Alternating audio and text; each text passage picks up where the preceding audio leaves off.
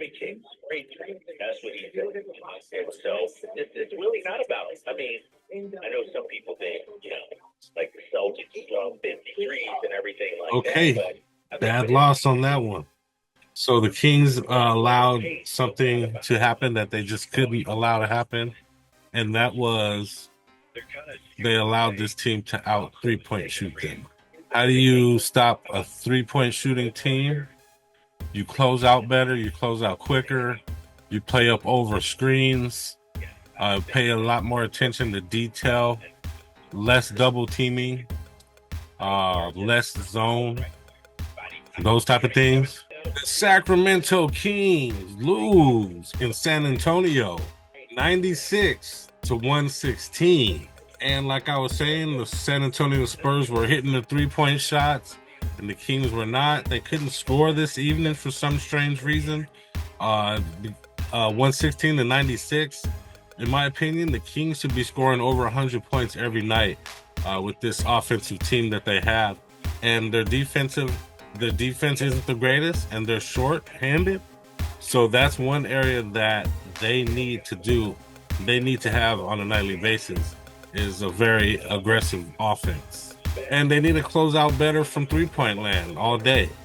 The Sacramento Kings are currently in 10th place in a two-way tie with the Clippers at 6-5.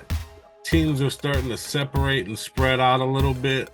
The Thunder are back in first place, 9-2. Suns are 8-2. Warriors are 8-2. So it's still early, but if the season ended tonight or today, the Kings would be in 10th place. Today is November 12th, 2024. And I want to say thank you for joining me. Hopefully you're here for the whole video. I got some important things to say about this game. And I just want to say, welcome YouTube, and to all my friends and my folks out there. It's your guy, Jay Woods, aka Shy the Man, and I'm back at you with another episode of the Kings Morning After Midday Cup of Joe with Jay.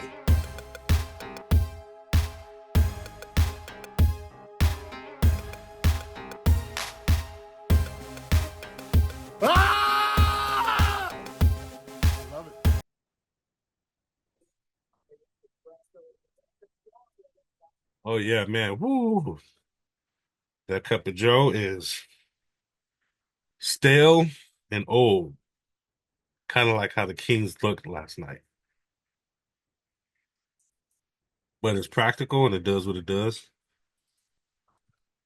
So I drink it anyway. Today is Tuesday. Taco Tuesday.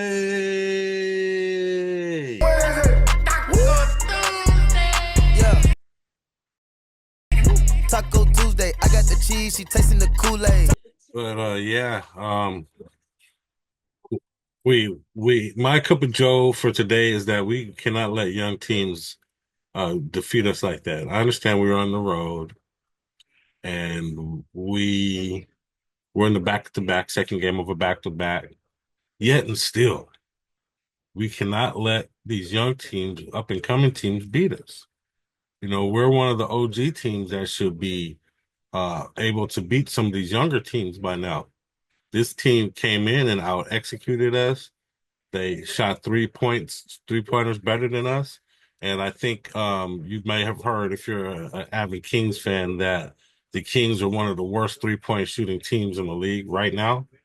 But I don't know, man. This young team just shouldn't outshoot you. You should be able to close out a little bit better. And our shots were not going down at all. So that's my cup of Joe for this game. Black, one creamer. Quick stats. So the Kings in a loss. We're doing pretty good in the first quarter, winning by 4 points. But by the end of the second quarter, the San Antonio Spurs were up by 5, and going into the second half, the Spurs started off 5 points up, and the Kings were never able to catch up at all as the Spurs outscored them in both the third and the fourth quarter. Spurs leading scorer on the night was Victor Wembanyama. He was also the leading rebounder with 14 big rebounds. Victor Wembanyama was out there balling. He had a number of blocks as well. He had 3 blocks on the night, along with 6 assists. So he had a pretty good night, I would say. Chris Paul with a big 11 assists. And for the Sacramento Kings, our leading scorer on the night was De'Aaron Fox with 24. Domantas Sabonis with a big 23. DeMar DeRozan had 21 on the night. And other than that, nobody else really pitched in too much on the scoring end. Trey Lyles had 8. And guys like Keegan Murray just couldn't pick it up. Keon Ellis never really scores that much. And Kevin Huerter going from a big night to a very low scoring night. We definitely need guys like Kevin Huerter and Keegan Murray to score a lot more than 7 points combined. And on a night where we didn't have Malik Monk, we definitely need guys coming off the bench scoring. Guys like Doug McDermott and McLaughlin in their time when they're on the court need to be scoring as much as possible, including Trey Lyles. DeMontis with 12 rebounds. And De'Aaron Fox, DeMar DeRozan with 6 assists on the night, was the leading assist getter on the night. Team stats, field goals. The Spurs hit about 4 more field goals than the Kings. They had a better percentage by 8 percentage points. 3-pointers were not going in for the Kings, who were only 10 of 38 for 26%. The Spurs hit 12 more threes than the Kings for 47%, which is a very good shooting night for them, and about 8 free throws from both teams. Total rebounds, 44 for the Spurs. Assists, the Spurs had 13 more rebounds, 13 more assists than the Kings. So they were passing the ball well. 11 steals for the Kings. And other than that, most of the other stats were pretty even. I'm going to give the Kings an eye test. Yeah, eye test. Eye test. Eye test. He had 14 points, 14 rebounds in that Suns game. Wemby, it rolls in. Victor started off the 3-point shooting early on in the game. He hit a couple in the first quarter. And Sabonis really couldn't get much going in the low post because of Victor's defense. Remember Phil assist. Look at him coaching on the sidelines. Right down the lane. Trey Lyles is checked in. And Barnes had a decent game. He got a dunk. He had a 3. He did basically what he used to do for us, just kind of pitch in that mid-range. The back hangs, and he scores it again. 5.4 seconds. CP3. Straight from Wemby. Paul pulling up 3. Another shot, another 3-pointer. Chris Paul. And that was right before halftime, which put the Spurs up by 5. This is the Kings. Here he is, firing away. Another 3. Slow close up. Barnes driving the dish down low. Castle, Mamo another. Mamo switching 3. This one those 42 minutes from Kings just couldn't stop the 3-point barrage. Fox. Ooh, step back 3. Okay, Fox. Oh, nice drive to the basket. The end of the game for Fox. Oh, with a hand in the face on that one, mind you. People keeping him at bay. Fox was doing his clutch thing last night. Ball behind the back. Wemby. Hits another. Wembanyama was busted. The Kings just couldn't stop it. Even if they closed out on him, he's 7'20". So. Let's to drive. Cancel. Oh, almost put it in, but there's Wemby on the follow. Wow, great rebound and dunk on top of Lynn. We need those rebounds, and we couldn't get them late in the game. It got to the point where it just didn't feel like Gets us to go. the Kings were going to be able to stop these guys or do anything to stop these guys. And good on Popovich. You know, Popovich got this young team. They got this young team playing well. What can you say? He got the draft pick. He got the top draft pick. He got a unicorn, I must say. But he's coming around nicely. He's developing nicely. And he's hitting threes. We got this 7'20" guy hitting threes and disrupting people in the lane like Sabonis. Blocked him a few times and just disrupted his shot more than a few times to where DeMontis Sabonis was just he was bricking because he had to make so many moves to get Wemby off of him. Last night, DeMar seemed a little more passive than normal. He was dishing the ball at the end of the game as opposed to shooting the ball, even though he still had his midi game going. To be honest, I really kind of expect DeMar DeRozan to be the leading scorer every night. And tonight he wasn't, which is fine. It's not anything crazy, but he just didn't look himself. And I don't know if it was the defense or he just wasn't shooting that well in his own mind, but he was a little passive, and we need him attacking at all times. Bottom line, the Kings morning after. Bottom line. Today's bottom line is my bottom line is going forward. They need to learn from this game. Wemby is going to be a beast. I don't want to see this team dominating us. I don't want to see this team. They got to win against us at home in their crib. I don't want this to turn into something where we can't beat the Spurs all of a sudden. You know, they're an upcoming team. They're not great yet. Wemby is a beast, you know, and that three-point shooting is going to have to be dealt with one way or another.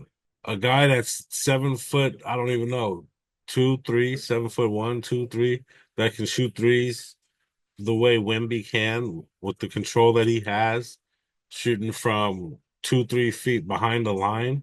It's hard to close out on that. You know, it's hard to block that. It's hard to even get a hand in somebody's face. You basically have to guard the dude from half court on and be ready for a shot to be able to guard that. So that's what I would do. I mean, he's not the quickest guy to the lane from that far up, but he's also developing a down low defensive game. The Kings need to be aware of these things for the next time they play the Spurs. Next up, tomorrow, the Sacramento Kings will face off against the Phoenix Suns at home. And that game will be at 7 p.m. Pacific time. Be there or be square. And tune in after the day after the game and check out my review of that game, as I will be reviewing and analyzing that game as well. And that game is tomorrow, November 13th. And we just saw the Phoenix Suns a few days ago. So those of you that watched have seen who's on their team, obviously. They're led by Kevin Durant. Although Kevin Durant was not at that game, we did win the game. They were led by Devin Booker that night. They also have Bradley Beal, Tyus Jones, Yusuf Nurkic, and Ryan Dunn. Also Grayson Allen and Bobo, Mason Plumlee, to name a few other guys. These guys can score. These guys are veterans. They know how to play. They have a very good record in the Western Conference. They're going to be looking for revenge against us. And I'm not sure if Durant will be playing or not. If he is, that's going to just make the situation even harder. It's going to be more scorers that need to be guarded. So the Kings, coming off of this very tough victory, very tough loss to the Spurs, they kind of need this victory in a way. If they lose, they're going to be 500. If they lose, they'll be under 500 on their home floor, which is not good at all. So the Kings are going to have to figure this one out. They're going to have to stay close to Durant and Booker. Bill also as well. Make sure Yusuf Nurkic isn't causing too much problems down low. And Sabonis is just going to have to go right at Nurkic.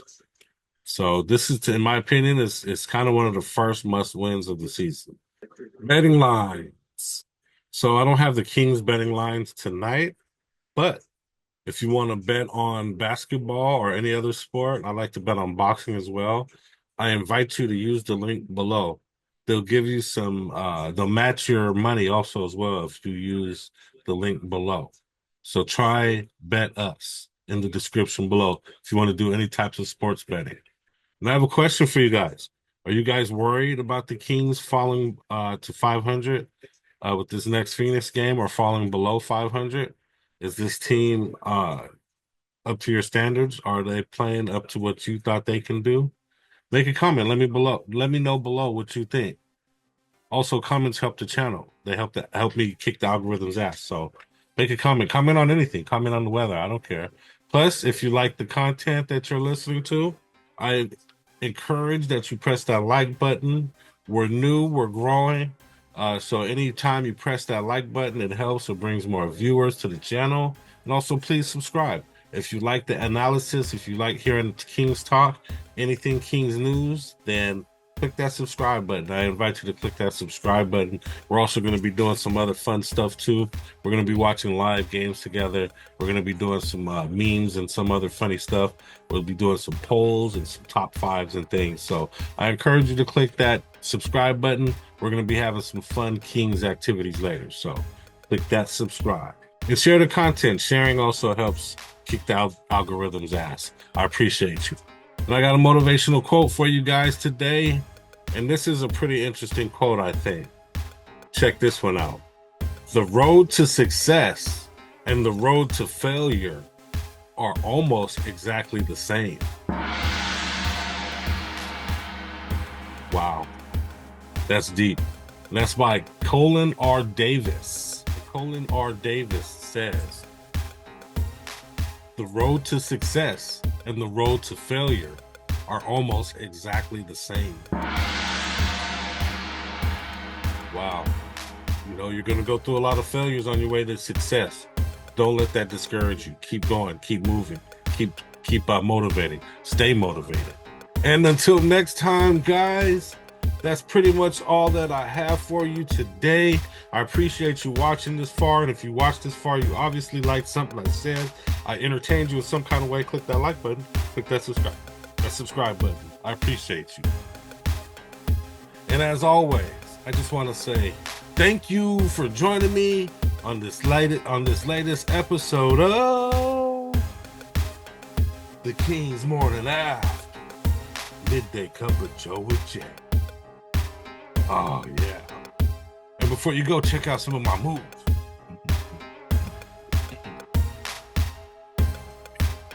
It's good.